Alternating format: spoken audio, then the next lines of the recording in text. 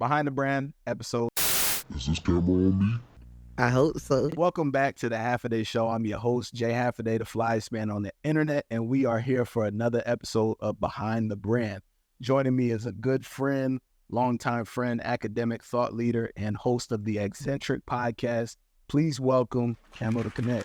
Yes, sir. Appreciate you coming on the show, brother. I get it, man. Long time coming. Oh, I God. wanted to do this interview. You reached out. I said, all right, let's get to it. Let's get it. It's long overdue. We try to put a spotlight on your brand, your story, and everything that follows along with it. Let's get it. So before we get to that, can you just give us a little bit of introduction, background about who you are, where you've been, and what you do?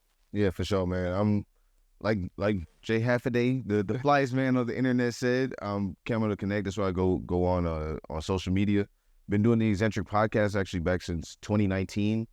Just started off as an idea, wanted to create a platform for Black boys, try and, combine academic talk with just real talk about social commentary, culture, and everything. And we still building.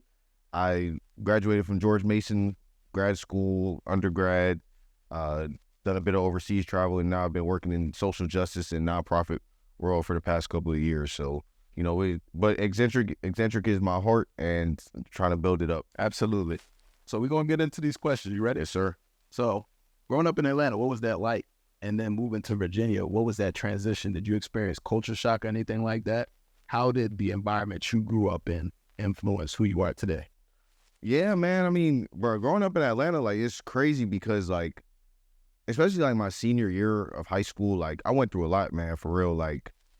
Lost a couple friends, had a couple friends get involved in the criminal justice system. And honestly, that was kind of what taught me everything about, what it means to, that was what really kind of raised my, Black consciousness, for real.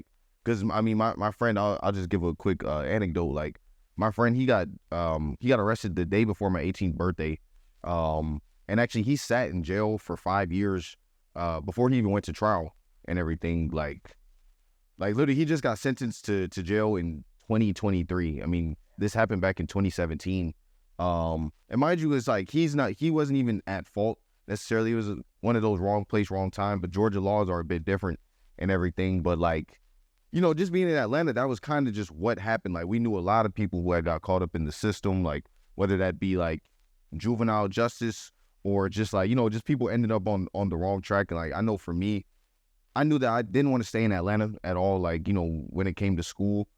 Cause I was just it's just I could be successful in Atlanta, but I just knew that especially in what I was going through at the time, it's I just needed to get out and expand my horizons. And it's crazy because Mason, I didn't even really know anything about Mason for real, but my dad at the time was working in Virginia, for the government. And so my mom was like, oh, you should apply to some Virginia schools. You might be able to get in-state tuition, yada, yada. So I checked out Mason and I knew I wanted to be within I wanted to be in the DMV and everything. And it's crazy because I actually started off, I came into Mason as an engineering major, bro.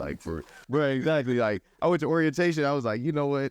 I'm gonna figure something else out. So I undeclared at orientation and then but I was always good at social studies, history, and everything. And then I found my way to the Carter School for Peace and Conflict Resolution.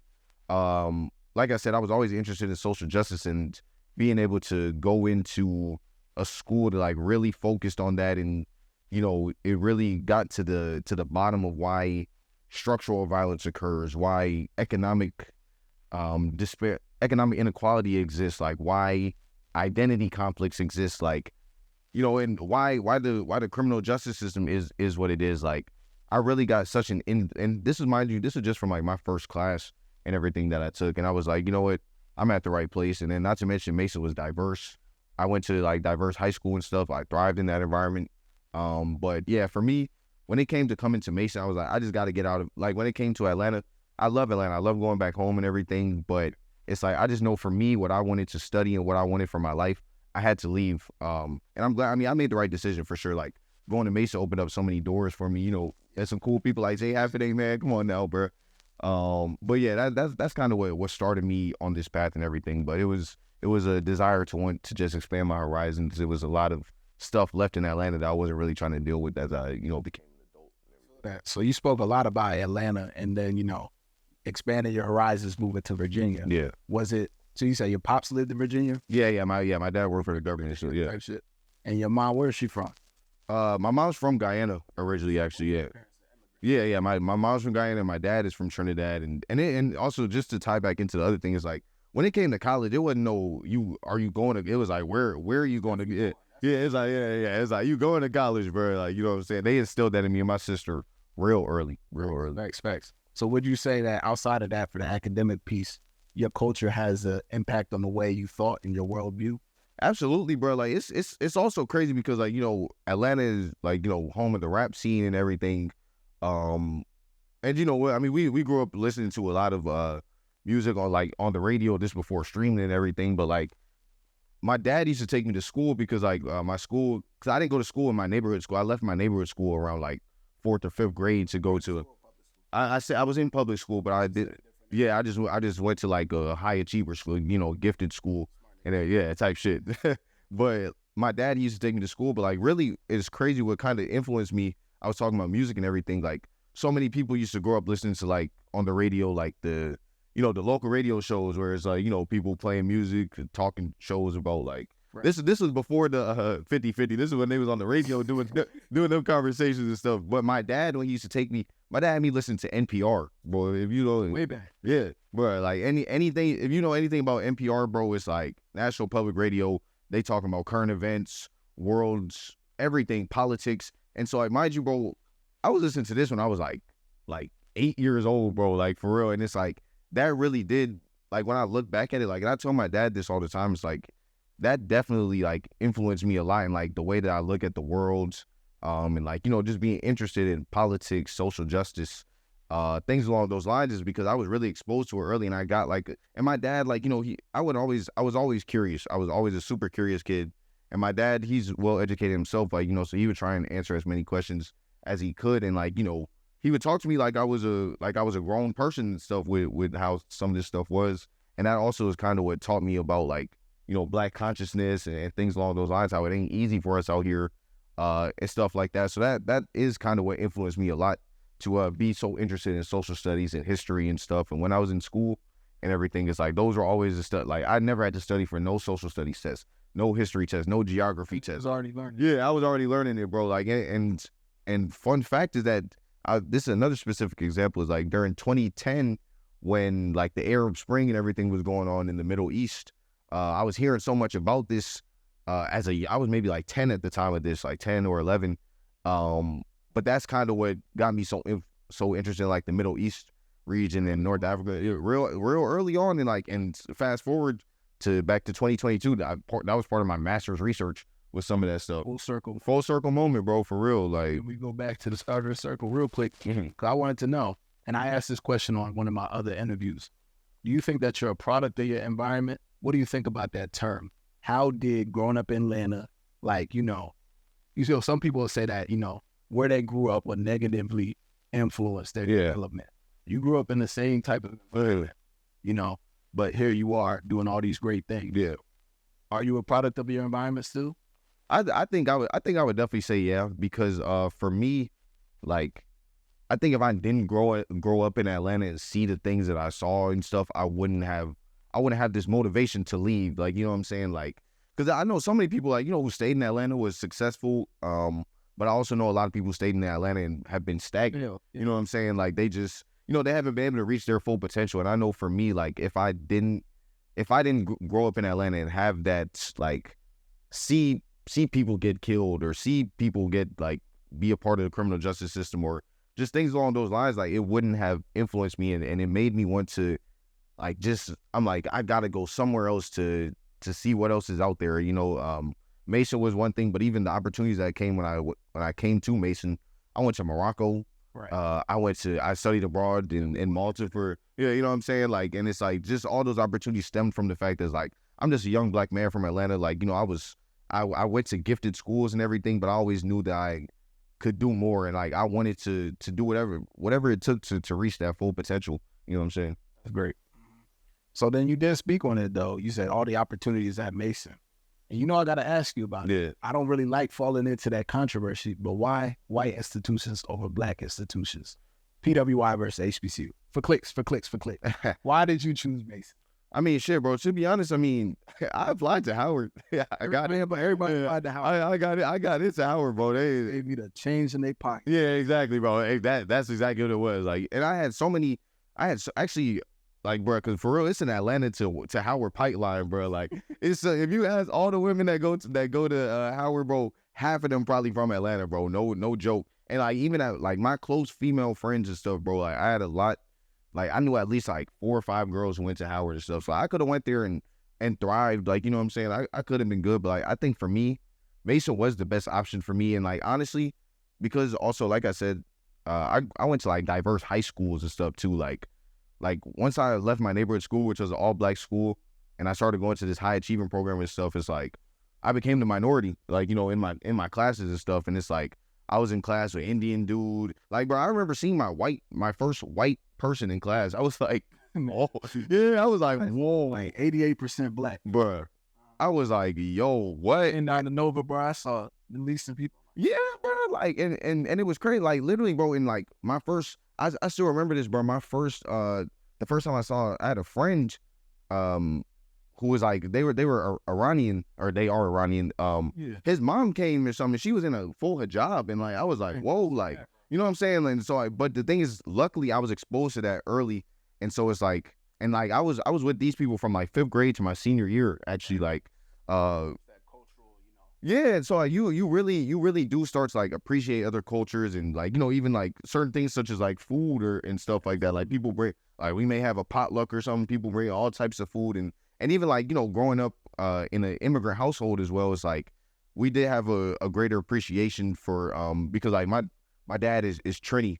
But if you see like Trini people are diverse. Like I got some cousins who live in, bro. I got some cousins who look like they straight out of like, not to even be funny, like straight out of like Punjabi, India or something, bro, for real. Like, cause it's like, bro, and that's why they call the Caribbean the West Indies, is because there's so many Indian people out there and stuff. So like, especially with like being exposed to that culture, and then like, you know, being in school and everything. It's like, for me, I knew that when I went to school, it's like, I wanted to be in an environment like that, and seeing the numbers of diversity at Mason and stuff, like, you know, we can speak on this. Is like, bro, Mason is a PWI, but it's like, it's still it's relatively diverse compared to like James Madison, or like compared to, it's a very multicultural school, bro. It's like, bro, it's probably 50% white or something. And I think it's low. Yeah, it might, yeah, even now it's probably 40% white, and then just everybody else, bro, like everybody, and like that's cool. He being humble again, y'all. I told him about this the last time he came on here.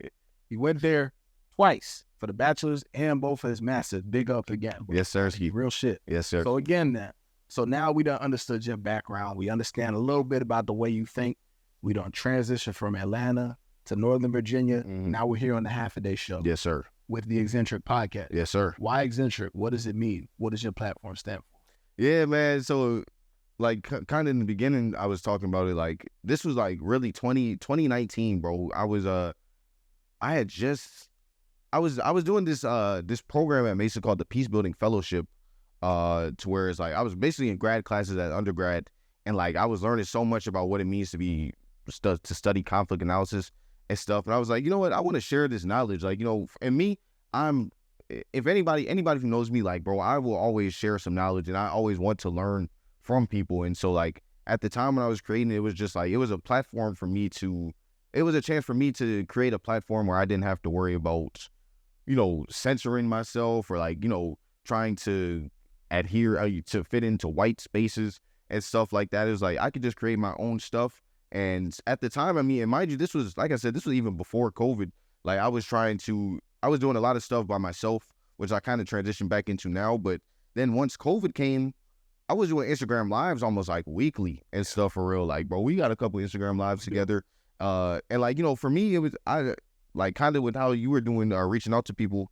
Like, you know, I knew I had some cool friends, like, who was doing cool stuff. I'm like, you know what, just come on, like, let's have a conversation. Let's talk. And it was cool for me. Like, I really, it was just a chance to like create my own stuff, and like be able to tailor questions to people that I liked and enjoyed, and knew that they had a unique perspective to bring.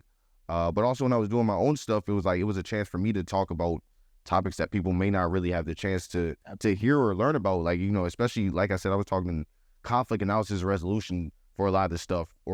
And for me, it's like, even people who weren't interested in that stuff, I'm like, okay, if they hear from somebody who looks like them, who's trying to, who can break it down into terms that they can understand, like, that will make a big difference. And, it's been cool for me. Like I said, I grew up in Atlanta, like having, I got the friends who aren't the most educated and stuff, but it's like, they'll still tap into my stuff and be like, damn, bro, Cam, like, I ain't know nothing about this, but like, bro, that's cool. Like, Make it your job to, provide more digestible content to like the everyday people, the people that didn't get that opportunity to, go and advance their knowledge to college and beyond. You think it's a part of your job? I think it is. Yeah, I think it is. I mean, and also like, bro, for me also, like with my friends from Atlanta and stuff, is like, I kind of was the one who kind of branched out and like, just even, like I said, I was always smart and stuff growing up. So like having the opportunity to, be able to leave Georgia, go and, do grad school and stuff. It's like, yeah, like I always did want to be a role model and stuff. And I know there's people back home who look up to me. And so like, yeah, I do feel like it is a duty for me to like, it's like, it's a self-imposed duty. Nobody told me that I had to, but it's like, for me, I just feel like, it's a way to pay it forward. And if anybody learns anything from anything that they watch from me, like I did my job, and people have.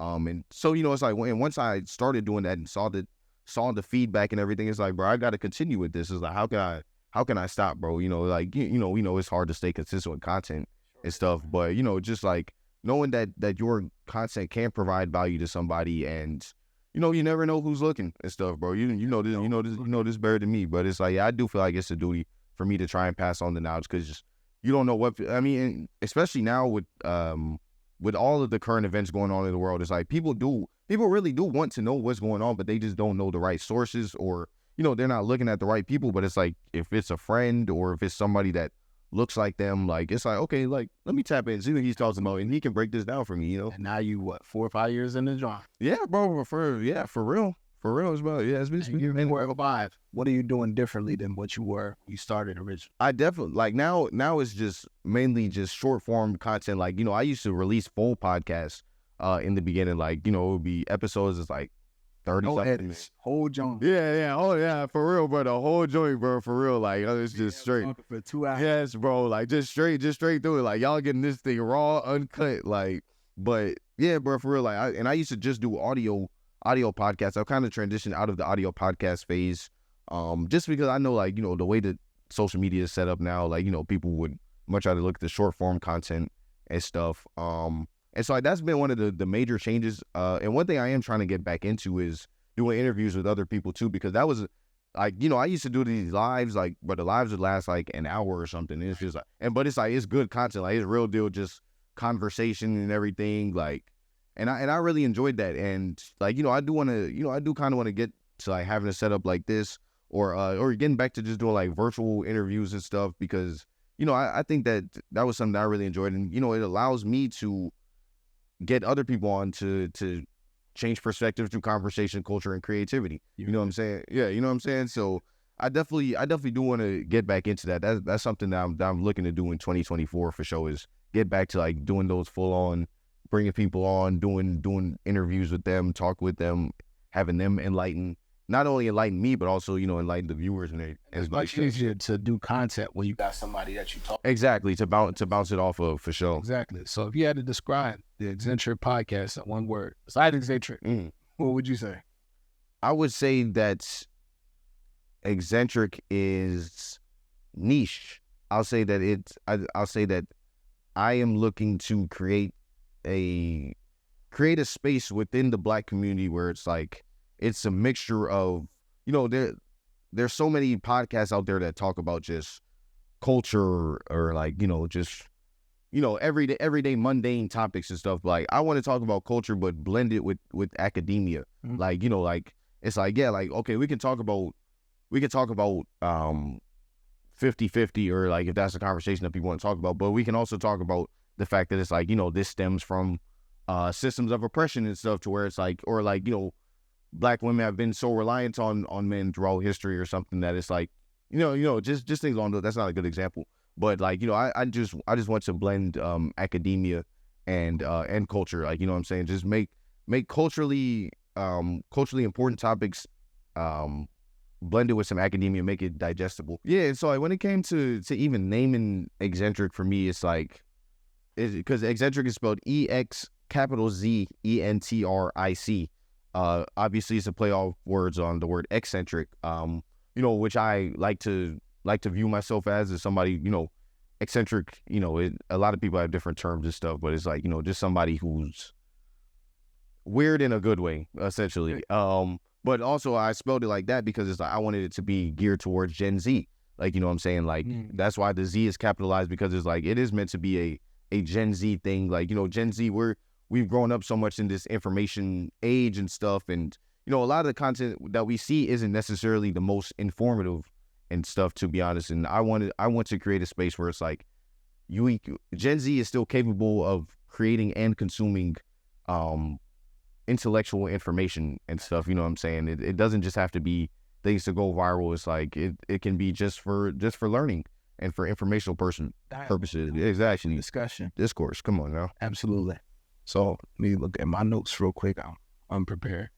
All good. Actually, I had it on my mind. So then, you know, in this digital space, as you're speaking, what is your least favorite and most favorite thing about having a podcast, being a content creator? Because you are a content creator outside of being an academic, but you are creating content. What's your least favorite and most favorite thing you do? I think the main thing, my least favorite thing would probably just be like, just trying to, like, you know, making sure that you're putting out content, but like, you know, just not seeing the results that you want. Like, you know what I'm saying? Like, if I have to boost a post to get some extra views or something, like, yeah, like I don't like having to do that, because, you know, I've seen the stuff that TikTok boosts, and I'm like, damn, bro, like, what? Like, why y'all boosting this? And now, I mean, and don't even get me started on Instagram, bro. Like, Instagram trying to post your content, bro, is like, or at least trying to post the content that I post.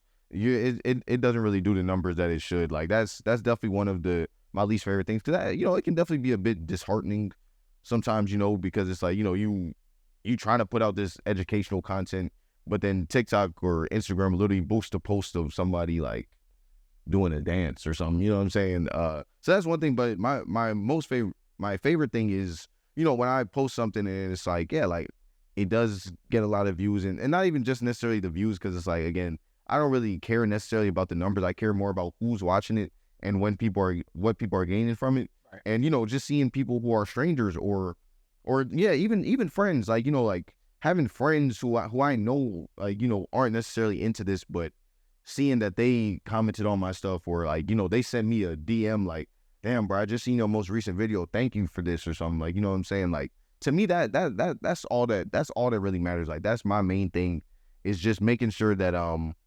people are gaining something from any time that they click on the ExZentric podcast or Camo the ExZentric's TikTok page and stuff. What would you say you want them to gain when they come to your platform and leave? I want them to gain a changed perspective on something, like, you know, because it's coming from a different. Yeah, a new insight into something that they didn't necessarily know about. You know, one of my most recent videos, I was talking about like the death penalty and things along those lines. Like, you know, yeah, so many people, like, you know, they do think, okay, this person is a murderer. This person is, you know, did God knows what. Like, why do we care if they die and stuff? And it's like, I get that perspective, but on the other hand, forms of justice. Yeah, and are you against police brutality? That's because if you are, then you also have to be against the death penalty, because both of those are state sanctioned violence. Like, you know, it's like, and we get so mad about police brutality and them killing people without justice. How can you? That's it's the same apparatus, bro. The police are an extension of the state. You know what I'm saying? So if the state is literally saying, "Oh yes, I'm gonna kill you. I'm gonna do some experimental shit on you," I'm like, with the most recent video, with the most recent video I was talking about, it's like, yeah, like, I hope somebody can leave that and be like, you know what, that does make sense. Like, yeah, it's like I'm against police brutality, so you know, this one thing about Cam y'all don't know, he'll go on a damn tangent. It's important to it. Yeah, I can understand it because it's my boy. Yeah, but it's like, I want to ask you before we get on this tangent. You could just facts. Or die. Yeah. But I want to know. What's your favorite thing to talk about outside of politics on your platform? Oh, outside of politics, I would say I like talking about like pop culture, like TV shows, movies. This is the last question. What is your biggest dream and how do you get there? Like, what's the next step for the ExZentric podcast? How are you developing as a brand and a platform? Yeah, for sure. For me, definitely something that I want to try and hit this year is I'd say 100K likes on TikTok. Like that's something I'd like to reach by, I mean, we're in the early stages of 2024. So like, by the end of 2024, I'd like to say that I was able to do that. That's definitely something that I definitely would like to do. When I think about the future, of ExZentric, like, I definitely just wanted to continue to expand. Like, I got hoodies coming out soon. Y'all can't really see. Got some on the back too. We'll do Put it right here. Yeah, we'll do a closer up later. But yeah, like I just want people to, I just want to make sure that ExZentric starts to gain some notoriety, or like, because I do think I think it's a unique name. I think it's I think I'm finding the niche of where I'd like to be within this content creating space, and just trying to take advantage of that and go all in on that. So like, I want to create more merch so that people, it starts to raise the questions like, oh, what is ExZentric? So iron too, y'all. Yeah, you know what I'm saying? Hey, and shout out to the AI, because this AI generated that. Nah, for real, man. And like, I just want to continue talking about like unique topics, like, like just topics that people just keep expanding the aperture of, like, what it means to like be smart, or like or be cool. Like, what I'm saying? I want people to know that it's like those two things don't have to be, they're not mutually exclusive. Like, right. You know what I'm saying? It's like you can be a cool dude and you can create cool content, but you can also be smart and create smart content, and just making sure that it's digestible for people. And I think those are my goals, man, for real. Like I just want to, because I think that it's coming. Like, and I was actually gonna make another video on this recently. It's like, I'm still young at this point. Like I always try and like, I really do just I get so caught up in like wanting to like be where I'm at right now. But then I hear these stories of people who don't, like, bro, I just saw a Steve Harvey podcast with Shannon Sharp or something. That man said he didn't do his first comedy show till he was like 37 or something like that, bro. Like, and it's like, bro, I'm sitting here stressing about like being 24 and like my podcast isn't nationally syndicated or something. You know what I'm saying? Like, movie stars today, they ain't get their first break until they was exactly, bro. And even now, especially now with everybody got a podcast now too. You like, you know what I'm saying? I just want to make sure that that mine stands out aside from that. Like, you know what I'm saying? If it takes me longer and stuff, like that's all good, bro. I don't mind at all, because again, once it does start to blow up, I want it to be like people are coming to learn something. It's not gonna be like, oh, I'm coming here to waste 10 minutes, or like, or I'm coming here to watch somebody talk about some BS that anybody could get a microphone and talk about. Like, when people come to ExZentric, I want them to be like, oh wow, I just feel like I just sat down in like a college course real quick. I got a quick 2-minute crash course in something that I had no idea about, So I think for me, those are some of the main goals. Like, hitting a certain like count on TikTok, and create more clothing, merch and stuff. This is new. That's gonna be coming out a lot more in the coming months. This is a little prototype, and then just continuing to raise the profile of what ExZentric is, because it's my baby, man, for real. Like, it really is something that I just created myself and everything. And I just wanted to become something bigger, and that people can associate when they think about it. It's gonna be associated with the cultivation of knowledge, and trying to change perspectives, and with discourse and culture, creativity, like things along those lines. Absolutely. And I've been here from the start, and I've been watching it, and I'm excited to see where it goes. It's all gonna happen soon. It's gonna happen. It's coming, man. Soon. We gotta manifest. We gotta speak it into existence. Hey, man, ExZentric can happen today, bro. Like, it's crazy, bro. Like, Cool, my boy. I'm saying, bro, hey, man, we started this right around the same time, bro. Like, it's coming, bro. Like, hey, we got the flies man on the internet over here. Like, he turn it up with it, bro. Don't let him be humble, man. Fashion shit at one time, for real. Hey, my boy been popping it, bro. My boy been popping. That's all I want. Hey, man, but this has been the Half a Day Show. The camera blinking, education, entertainment, everything in between. Follow my boy Camotheconnect on all platforms. This episode will be on y'all soon. Yes, sirski. See y'all when I see y'all. Peace.